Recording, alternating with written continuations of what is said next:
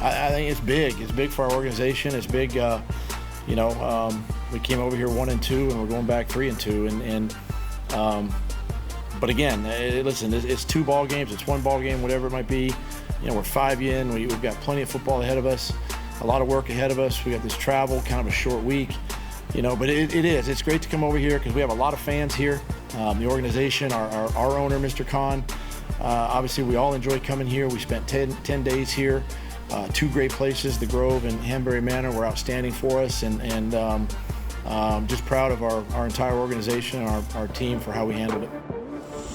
Great visit to London by the Jacksonville Jaguars. Maria Taylor found out the hard way last night by saying a couple of times on Football Night in America, they should just move to London. Right. All the people in Jacksonville, they are very sensitive to any talk about that, especially at a time when the team is trying to shake about $1 billion out of the taxpayer money tree to renovate the stadium with a not-so-subtle threat that if you don't do it, maybe we will move to London.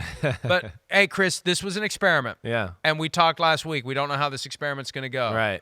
But yeah, to be there 2 weeks, Travis Etienne told me after the game, his body yesterday right? felt so much different than it did a week earlier against the Falcons. So they're playing a team that's feeling like the Falcons and the Jaguars felt a week earlier. That was a huge edge. He said staying there the whole week was a huge advantage for them against the Buffalo Bills.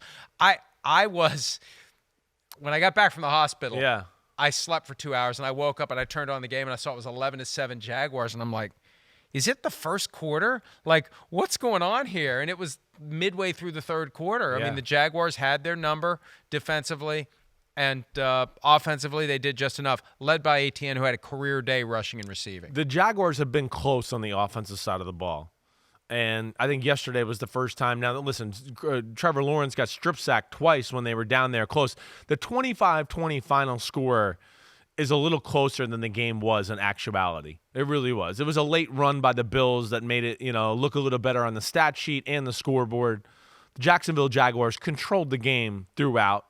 Right, you said it, ran the ball, big plays on third downs. Trevor Lawrence was on point. They were 10 for 18 on third down. But I think the big thing is what you said. When I turned the game on and I'm sitting there drinking some coffee on the couch with my son at 9:30 in the morning yesterday, I'm going, damn, wow. The Jags look like they're flying around and fast. The Bills don't look like the same team as compared to last week.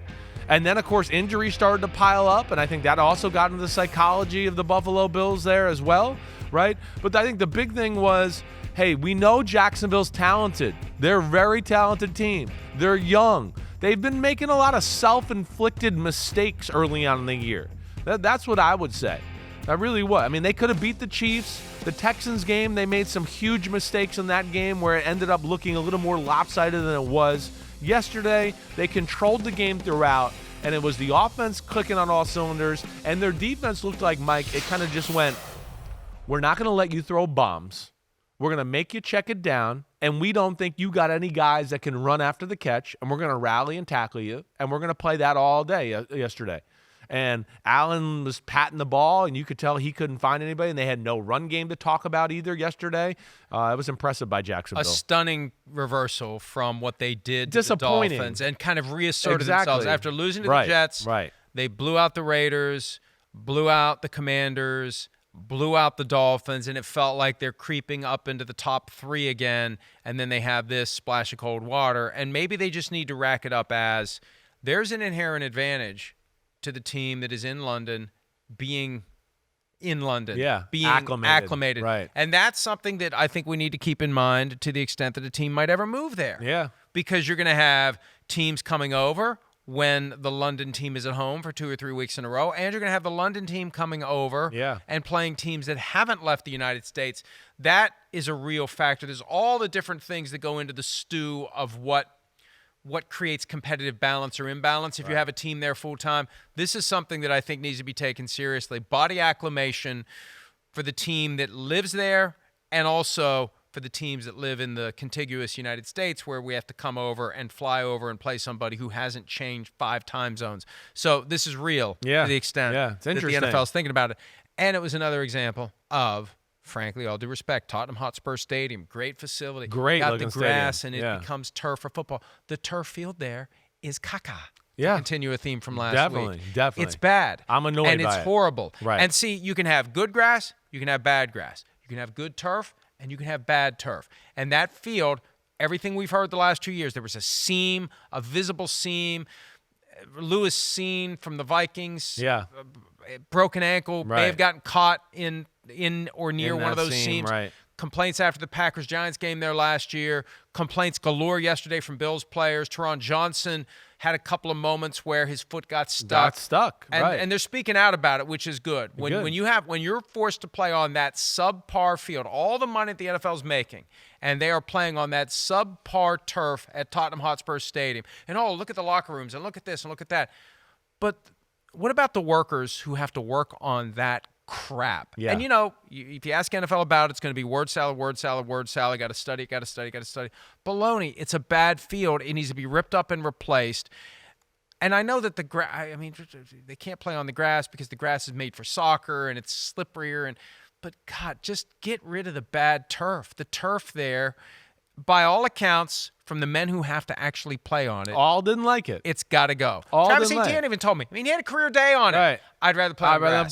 grass, right? Stephon Diggs, you said he kind of had an expletive. He said and then watched and didn't say anything because he didn't want to get himself in trouble. Teron Johnson was more candid about it. That he was dropping F-bombs, and another unnamed Bills player said to the Buffalo News, "Why we come all the way over here and we're playing on this bleeping cement?" Yeah, it's a shame, and I don't know why the NFL wants to not listen. They want to talk about all these things. I know, and here's all the employees, the most important people that make the league go. They're all telling you they don't want something, and we're going, screw you. We're going to make you play on it. It's cool. A combination of they don't want to spend the money, and it becomes – see, this is the problem with the union being very loud about it, because now it's a tug of war, and the NFL is stuck in its position and it has to stick to its guns just to show we're in charge. Even if it's the right thing to do, we're in charge. They want us to stop. We're going to keep doing it just to show everyone who's boss, because we're the ones with the yachts. Well, it does feel that way. It does, and it's unfortunate, and I hope it can change. We're going to continue to talk about it. I'm sorry. It was a lot of fun. The stadium looked good. The field sucks, okay? They need to change it, all right? And then, off of that, just to piggyback, and again, I know we can connect some dots and all that, but damn, those were some big injuries for the Buffalo Bills. Matt Milano may be out for the year, likely out for the year with a leg injury. They're season-changing injuries. That when you lose a guy like Matt Milano, who's maybe the second best off-the-ball linebacker behind Fred Warner, who we started off the show talking about, he's the quarterback of their defense. They lose Daquan Jones yesterday to looks like a pectoral injury. That's scary, right? They went into the game already with Rousseau not playing. Von Miller's not healthy all the way yet. Both starting corners yesterday weren't playing for the Buffalo Bills. So that's going to be something to watch here. But I do feel like the Matt Milano injury was a real Debbie Downer for the Bills. It took some steam out of them. I think they looked at it because they knew. And you could kind of tell on the sidelines when they brought the card out and the way Matt Milano was acting, like, a little like we knew like Aaron Rodgers, like, oh, man, it's bad. Like, he knows it's bad, and he ain't going to be back anytime soon. And you could tell the Bills players knew that as well. It's unfortunate, but, those are big injuries for that football team, a defense that looked like it had a chance to be dominant, and now they're going to be fighting the injury bug here to see how good they are. Hi, it's Mike Florio. Thanks for watching PFT on YouTube. Hit subscribe for the latest news and analysis from Pro Football Talk.